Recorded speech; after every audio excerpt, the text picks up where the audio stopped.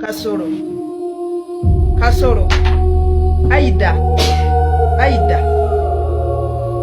nsaba ne bw'onootambulanga ne bw'obanga ozibiridde bw'oti ku lw'emizimu n'emisambu nsaba olabe Eren bw'oba wonna we weebase nsaba omuzimu gwo gusituke gutambulire ku Aida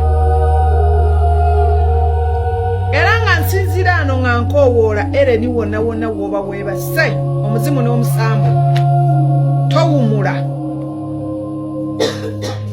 emizimu gya kalangala gyonna n'emisambu abwe gibadde gimpozi nga bwegiri nti baagitazaamu nsaba Aida buli waalinyanga ekigere kye bw'ati ng'alinnya ku Eren ku lwa Katonda n'ensi yange ali Ssaabasajja Kabaka wangaala Jjajja Lubowa omusibi w'empingu nsaba mu paalamenti eyo Aida oleme kufuna ekisanyi Jjajja Lubowa omusibi w'empingu nsaba onkwatire Kasoro oyo afazaali omukwate mu maka wansi Kawumpuli nsaba onkwatire Kasoro oyo Banakalangala batabuse tebalina bigambo biwoomu eri omukyala Aida eyalangirirwa oba yalangiriddwa jjukira akalulu abantu baakawadde Nampala era nga bagamba nti Nampala Irene ono asaanidde akalulu kubanga Helen Nakimuli yali yawangula akalulu ke mu bulungi nnyo naye ekyabadde Kalangala mwakirabye embooko yanyoose abaana ne bakwatibwa akalulu ne bakakwatamu polling station ng'ebeera n'abantu 5 Aida akomawo ng'alina obululu 5 ne bwebuuza abalonzi baavuddewa abalonzi obululyo naye omukyala agambye nti Nakimuli towummula agambye nti Kasola aleme okuba ng'afuna emirembe ne Aida nti byonna bye bakola leka omuzimu gubalondoole nabo bakiwulire mwattu tubadde tukyali awo ate ono n'atuwa amawulire agambye nti ebya Anita Among byo si birungi jjukira waliwo mukulu Fred Kajubirumbu yatugambako ko olunaku lwe bamuweera kajuisi n'agamba nti oyo nno kaakati n'ono avudde n'ategeeza nti ssaawa yonna si bigambo byange saagala mugambe nti ate nsala ekigambo Anita Among bagenda mutta tebayina bwe batwala ssente ze nga mulamu omusimbi gwali muyitirivu nnyo naye n'ababuulira ssente gye yazijja era kikakasiddwa nti essente ezo za Salva Kiir naye tebayina bwe bazitwala nga Anita mulamu era Anita Among yali alina abantu bazimbiddeko empire omwali ne Nammeere olunaku lwe bawamba Nammeere ne bamutwala baali bamututte kufuna information kubanga Anita Among yagulira Nammeere ennyumba mwabeera nekibagambako kennaku ezo Anita Among ye yagulira Nammeere ennyumba mwali ng'ekirabo ng'amuzimbirako ebyobufuzi era Nammeere ye yagenda n'avomitinga byonna bye yali amanyi ku sipiika kuba yali mukwano gw'enfa nfe kati Nammeere ne bamuwa obwa minisita lwa mmwammwammwa Nammeere tebamuwa bwa minisita kukola Nammeere tebamuwa bwa minisita lwakuba nti no baali babwagala okubumuwa wano amanyi bingi kati nga senga abakyusiza omudumu n'agukuba eri nga alwanirira nga bw'olaba bwe bayatwala full figure nga bw'abatunuuliza omudumu kaakati Nammeere bw'aba kuteeka mudumu bw'ati n'apamira Museveni ne gavumenti ye kyekyaleetesa Nammeere ne bamuwa obwa minisita teri kirala bino byavudde mu meeting eyo kati Nammeere ne bamuwa obwa minisita bamukutule kwa Anita Among so bamaze okukakasa 100% confirmed Anita Among bagenda mutta mpulira nga nze sibakaka kuba mmanyi bye yatukola bingi naye mpulira nga kya buntu tugezeeko okutaasa nakazadde w'eggwanga Anita Amongo.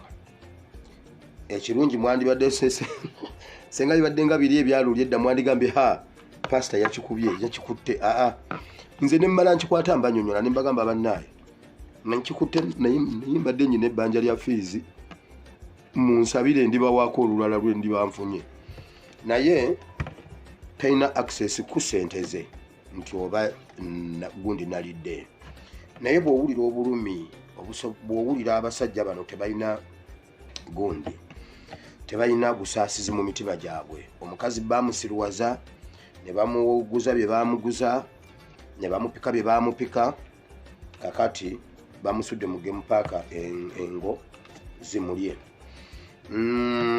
naye bagenda kusooka kutta Magogo ye Magogo mu Tanzania niwe bamutta yamanyi Magogo yamanyi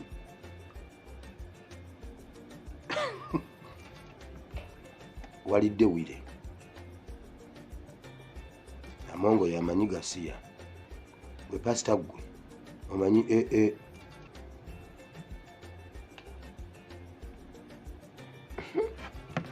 ambiveeko naye ekyo kyempulira ekyo nganze kyempulira era Anita Amongo senga afa tebabalimba mbuki wanu nababulira nga bamuwadde obutwa nembabuulira nga bagenda omukwatira mu nnyumba omanye ebiseera ebyo yali akyewaanawaana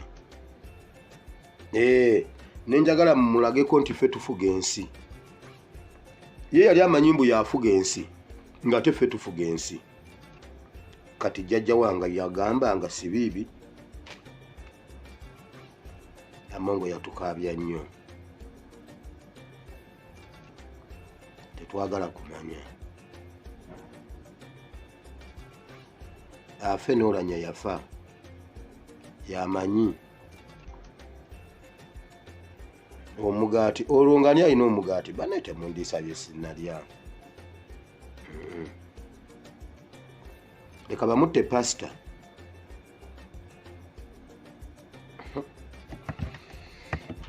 byebyo kale Museveni tosula mu kiryo kyaffe oyisa mabbalibbali bwoti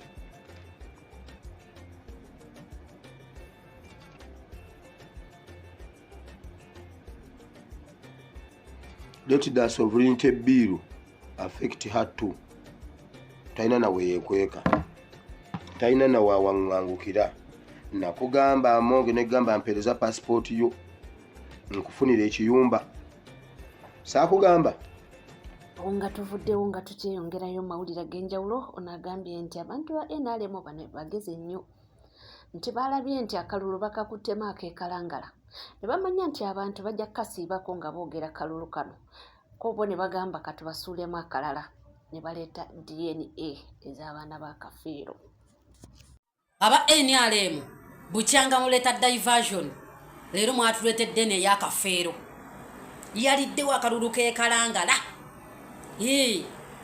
mubaamu ababuufu abasigala nga tuli babuufu kitegeera sebo mwaddira akalulu keekalangala akaseera keekamu ne mugamba kajja kubbibwa lwaleero enkeera tulangirire ebya Kafeero bonna tujja kuba tubajja ku mulamwa social media ebuutikire abaana ba Kafeero okitegeera mwasoose kuleeta Anita Amongo social media nedda ku Anita Amongo kumbe eri abasirikale bali ku baana ba NUP Kalangala bakuba we bawamba ekiro kyonna basula bawamba nga social media eriko Anita Amongo ya inakuroti mu kugulu talina bujjanjabi bagenza okubuuka nga abaana bonna babawambye bonna nga babamazeewo nga tewakyali asobola kukuuma kalulu bwatyo omukulu Balamu yavaayo n'alangirira nti ennaku z'omwezi bweziti ne bweziti lwe tujja okuleeta ebinaabivudde mu musayi gw'abaana ba Kafeero mu nnaku zezimu n'akalulu keekalangala kabbiddwa jjo ebyandibadde ku social media olunaku olwaleero ng'abantu bonna beeyiye ku social media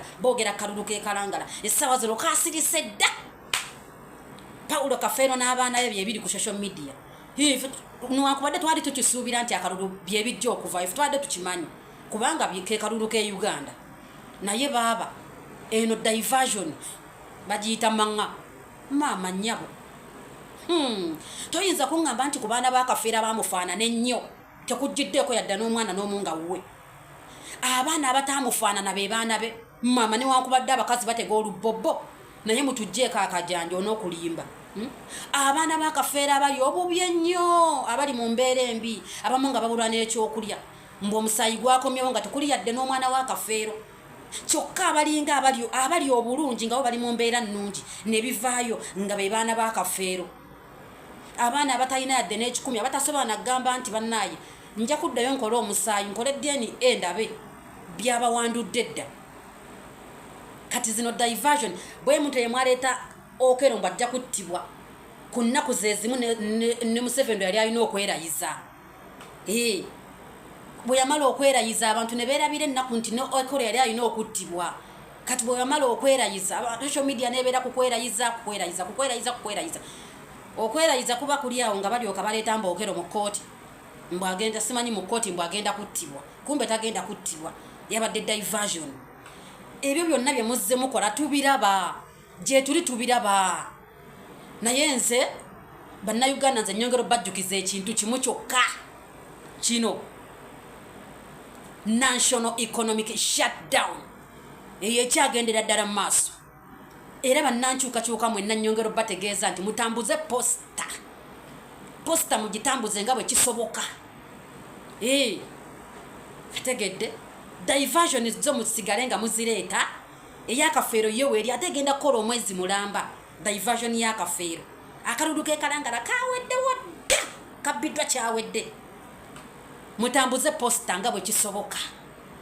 National economic shutdown gwe mulama gwe tuliko. Kiyongerayo mawulire ag'enjawulo munnange ensonga za DNA ezo ziranze yo public yabiganye bagamba nti nedda era abamu batuuse n'okugamba nti babakkirize baddemu bakole DNA endala. Ekituufu mbadde nsazeewo nsirike naye mpulira nemereddwa. Kanneegatte ku abo bannange abatakkiriziganya na bivudde mu DNA.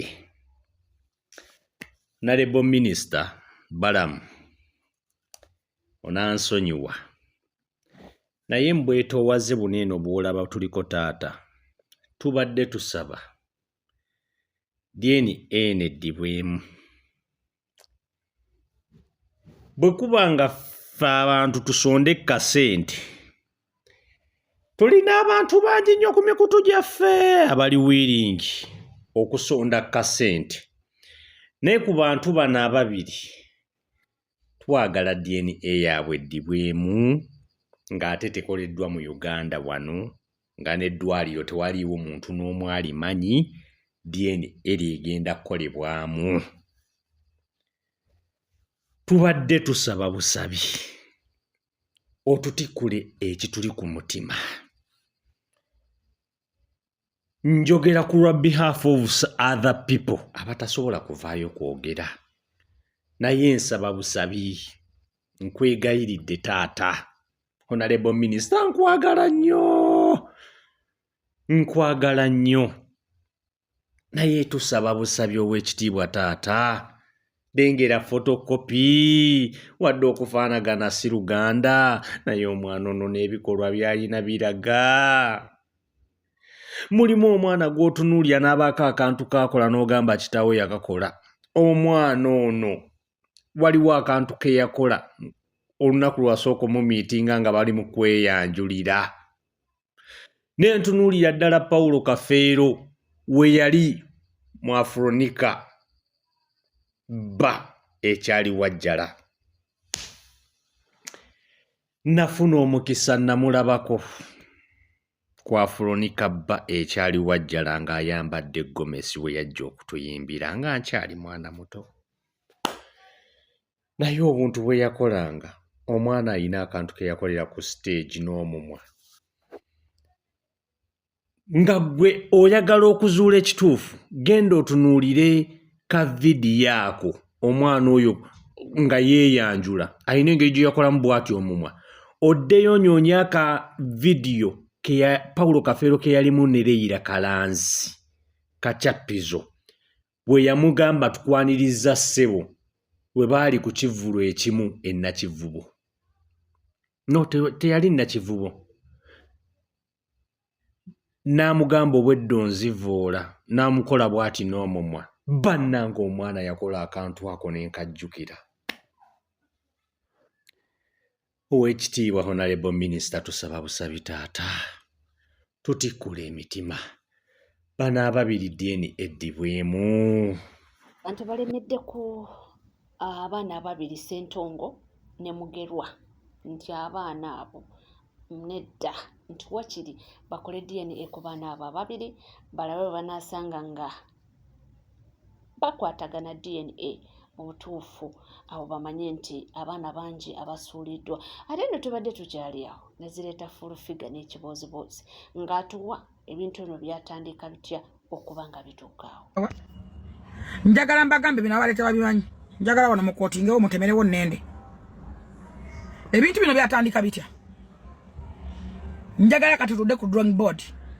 Use your common sense. Nende bwe yabadde ayogera yagambye Jeno Sala nkubidde kasimu era nangamba nkole list y'abaana abawanduddwa simanya bulabula agenda bagulira ettaka. Mpuliriza bulungi. Nende y'omu ku beesiba ku Kafeero ku nnyimba za Kafeero wa Sale Musale. Oba munantegeera simanyi. Omanyi okuntegeera olina kuba ng'otegeera nnyo. Kankiddemu. Kankitandike bwe nti Kafeero Paulo Kafeero yali musajja mukatuliki. Bannende basajja basiraamu. Ompulira bulungi. Njaga tukade datisi wano. Kafeero bamwenda bwenzi yali mwana mwende. Byebyo Kafeero mulya byayimba nti ndi mwana mmomboze ey'okunsi. Mulekwe mmomboze. Kafeero bamwenda bamuzaala. Oba sitole njogera nti biswaza. Abayimanyi mu bibanya ekinnuma abayimanyi tebaagala byogera. Nanganga si yali azaala Kafeero. Era nanganga teyayagalako ku Kafeero bulamu bwe bwonna. Yamuyitanga mwana wa kibi. Kubanga mukannanganga bamwendako ne bamuzaala mu Kafeero. Nanganga n'azaala bannende. Oba nategerekeka. Nanganga n'azaala bannende. Era mu kufa kwa Kafeero nanganga teyaziika Kafeero nga tamwagala n'omwana bwe baagugana ogutwala wali ewuwe. Baali bagutwala wenda agugoba ne bagutwala mu kalenda. Era Kafeero temwamwabiza lumbe. Abaana be tebaaliyo.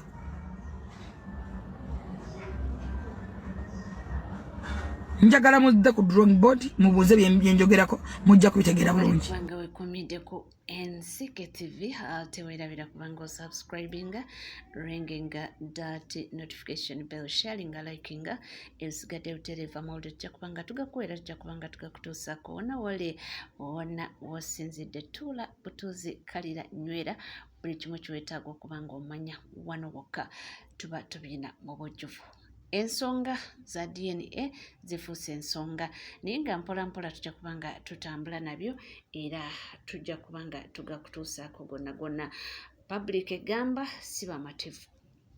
Bataata abato bagambye si bamativu. Wamu ku basinga bagamba si bamativu. Era ndabyeko nnaku olwaleero ataata mukulu Nende yagambye nti kyamubuuseeko okulaba ku lisiti y'abaana abana ne Swaziniga nga kwali. Yo akattiriza nti Swaziniga si mwana wa Kafeero. Akiremerako nnyo nti Swaziniga si mwana wa Kafeero. Bantu bange ebintu biranze. Naye ffe tubaawo kubanga tugakutuusaako gonna nga wegali. Yongera okubanga onywereza ku mukutu weyongera okuba nga osubscribing ate n'omala ng'onyiga kade ebisigadde tuba tubikuwa mu bujjuvu bulago sigala naffe tovaawo.